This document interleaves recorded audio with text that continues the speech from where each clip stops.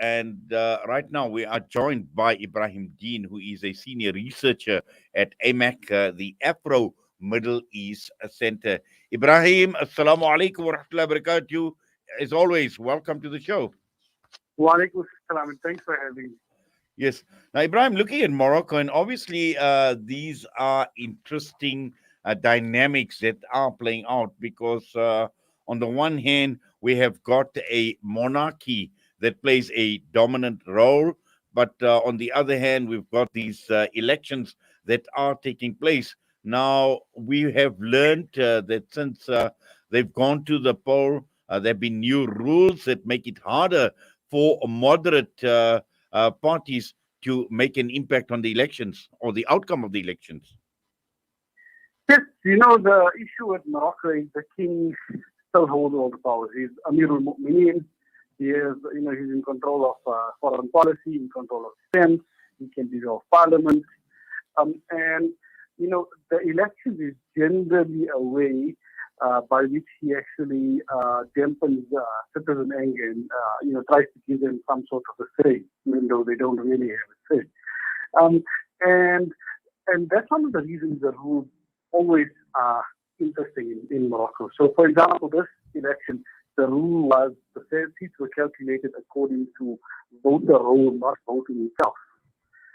And that meant that it would make it much more difficult for any party to actually gain a majority because, the king basically wants all these parties to have to form coalitions which would actually, basically moderate all their chances, all their views don't really get taken into consideration because you have to compromise, and the king then still seen as the main factor.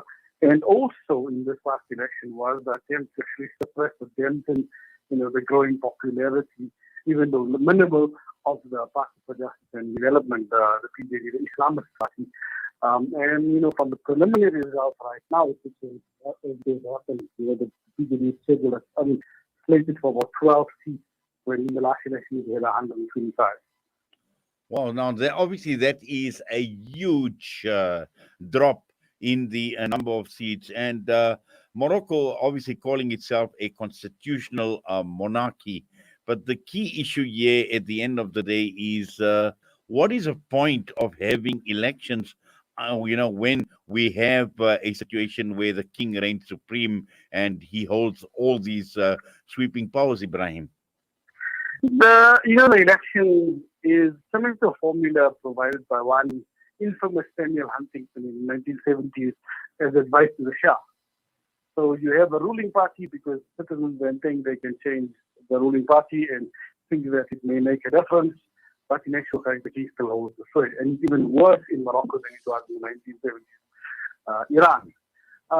And so the biggest issue we look at when we look at Moroccan elections is not necessarily the voting result. That day, the king doesn't want the Islamists to win, and that's known.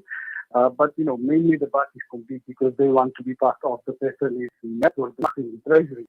But we look at voter turnout.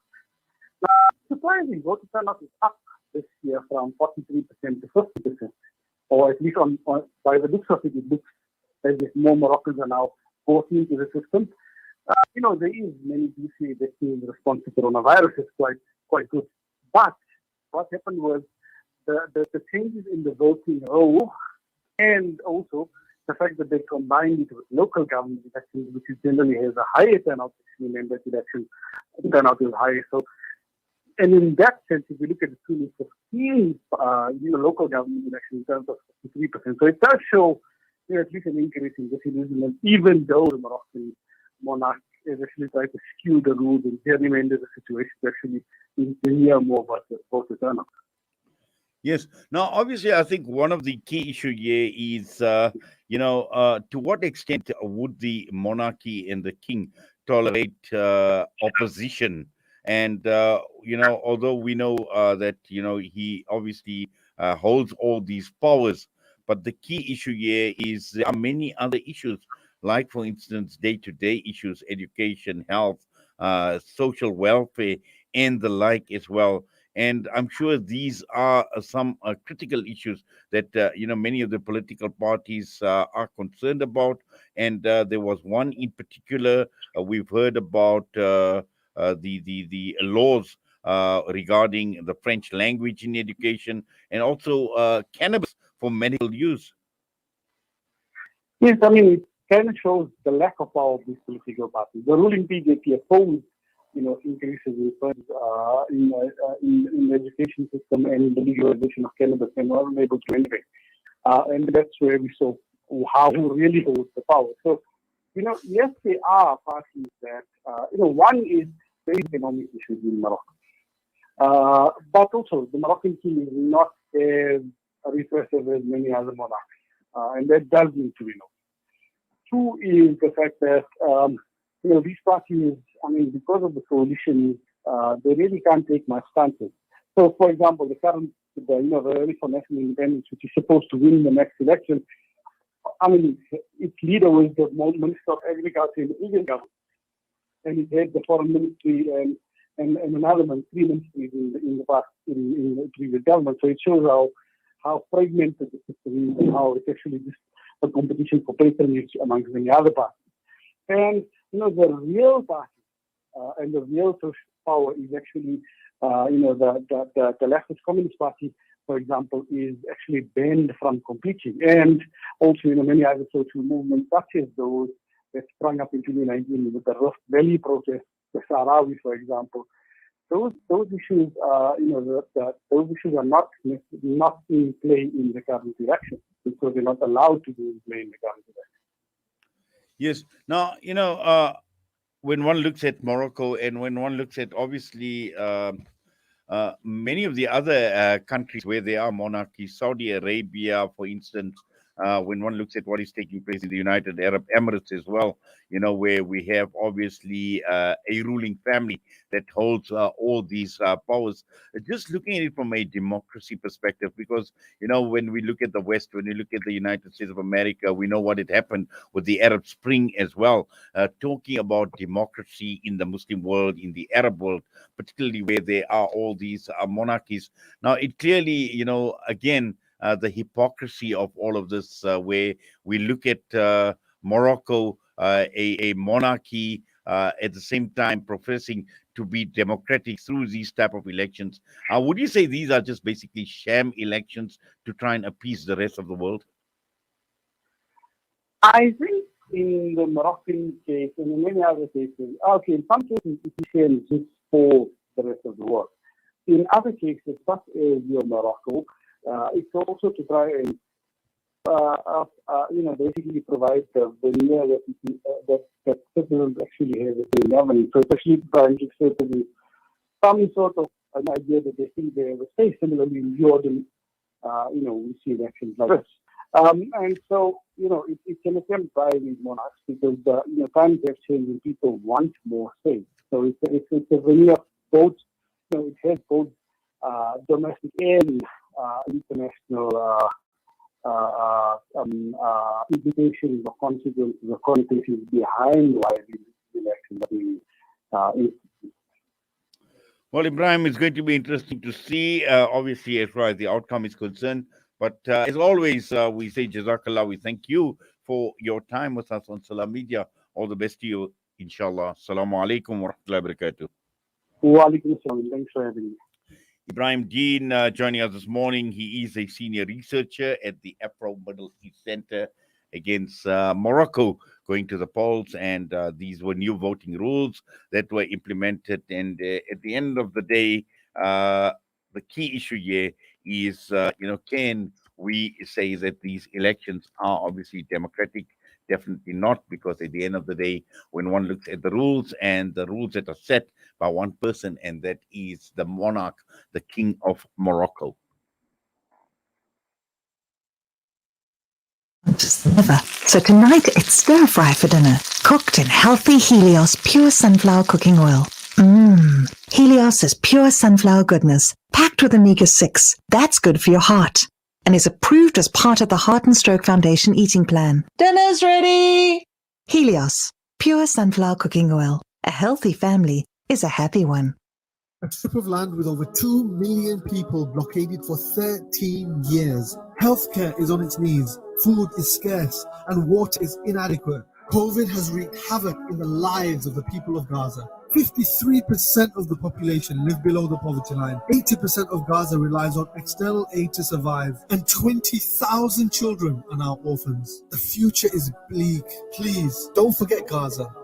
Donate now to Islamic Relief.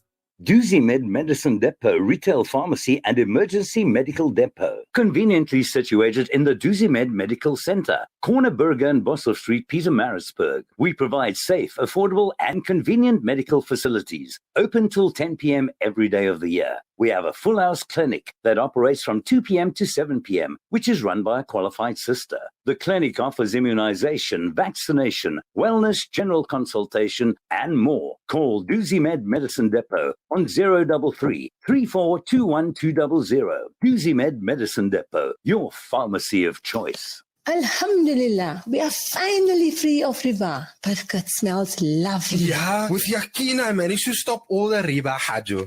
Ach, this insurance price is going up again. Oh, we are not free of riba, Babu. You need to stop the insurance. We have to have insurance, Hajo. You know how bad it is with all the crime and the accidents. Have a little yakin now, Babu. Yeah, man, I do have a little yakin. But I wish there was a way to leave all these riba insurance companies, man. It's my riba. Babu, I can't handle this. The stench. It stinks. Is that my underarms? No, the riba stinks. Please find a way to stop this riba insurance, Babu. Leaving riba insurance is easier than you think. Call Amana IFS for all your personal and commercial takaful needs. 0861 786 393. Amana, leave riba for good. Amana IFS is a registered financial services provider.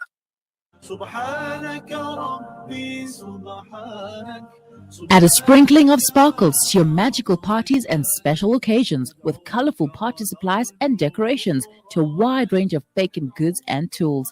Packaging from gift bags to meat bags, foil and polystyrene containers, elegant serviettes and intimate candles to disposable wet wipes. A range of glassware, bakeware and stunning wedding accessories just for you. Wholesale packaging available. Sprinkles and Sparkles Party Shop. You'll want it all. Find us at 431 Inanda Road, Parlock, Durban. Call 031 577 0604. Our operating hours are weekdays from 8 a.m. to 5 p.m., weekends and public holidays from 9 a.m. to 2 p.m. Follow us on Instagram at Spring and Spark. Approximately 785 million people in this world do not have access to safe, clean water. In developing countries, around 80% of all illnesses are due to contaminated water and poor sanitation. Don't let dirty water end a life. Build a water well. In Bangladesh, Malawi, Nepal, Zimbabwe, or here at home in South Africa, donate to Penny Appeal's Thirst Relief Project to bring safe, clean water to communities around the world. www.pennyappeal.org.za or call 031 1100 573. Penny Appeal. Small change, big difference.